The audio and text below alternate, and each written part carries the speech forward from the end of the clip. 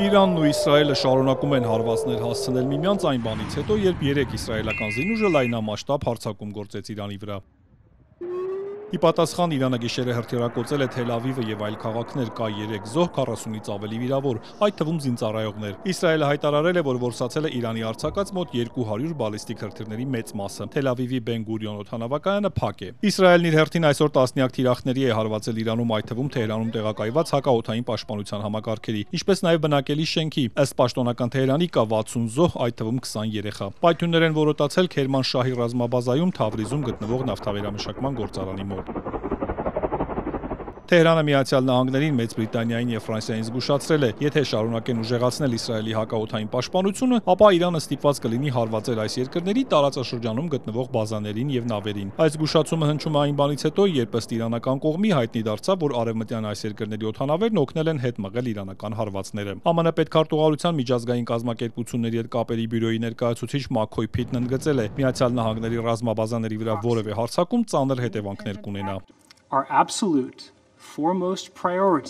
Մեր բացարձակ առաջնահերթությունը տարածաշրջանում ԱՄՆ քաղաքացիների անձնակազմի եւ ուժերի պաշտպանությունն է, Իրանի համար հետևանքները ծանր կլինեն։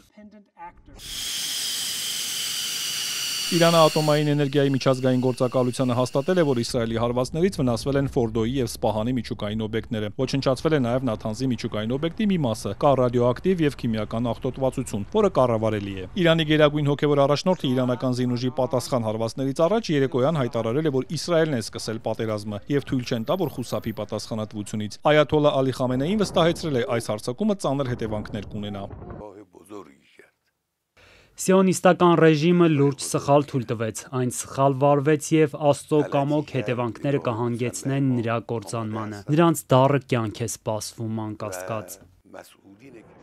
Իսրայելն իր հերթին հայտարարել է, որ կշարունակեն հարվածել Իրանին չեզոքացնելու հնարավոր սպառնալիքը։ Վարչապետը երեկոյան ասել է, որ եթե հիմա չհարվածեն Իրանին, ապա Իսրայել պետությունն անպայման կկործանվի։ Բենյամին Նեթանյահուն շեշտել է, իրենց պայքարն Իրանի ժողովրդի դեմ չէ, այլ ռազմական ղեկավարության, որպեսզի վերացնեն միջուկային եւ բալեստիկ հրթիռներին նրանց ծրագիրը, ապա ուղիղ դիմել է իրանցիներին։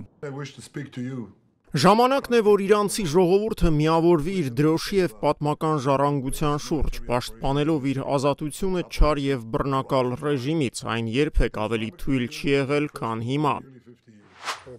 Իսրայելի պաշտպանության նախարարն էլ այսօր սպառնացել է, որ Թեհրանը կրակի կմատնվի, եթե Իրանը շարունակի հրթիռներ արձակել։ Իսրայել կազմն ասել է, որ իրենց իշխանությունների պատճառով իրանցիները ծանր գին կվճարեն իսրայելցի խաղաղ բնակիչների վրա կատարված հարձակումների համար։ Մինչ Իսրայելն ու Իրանը շարունակում են հարվածներն ու սպառնալիքները, համաշխարհային մի շարք առաջնորդներ կոչ են անում թուլացնել լարվածությունը եւ զսպվածություն ցուցաբերել։ ՄԱԿ-ի գլխավոր քարտուղար Անտոնիո Գուտերեշն իր հերթին կոչ է արել դադարեցնել էսկալացիան։ Բավական է այս էսկալացիան, ժամանակն է դադարեցնել, խաղաղությունն ու դիվանագիտությունը պետք է գերիշխեն։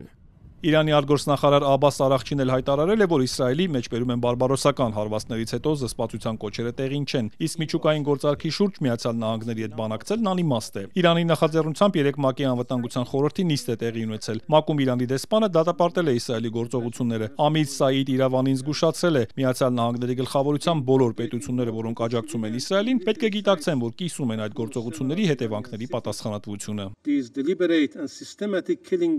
Այս միտումնավոր եւ համակարգված սպանությունները ոչ միայն անօրինական էին, այլև անմարդկային, հաշվարկված ագրեսիայի սարսափելի դրսևորում, այս վայրագությունները պետական ահաբեկչության հստակ ակտ են եւ միջազգային իրավունքի կոպիտ խախտում։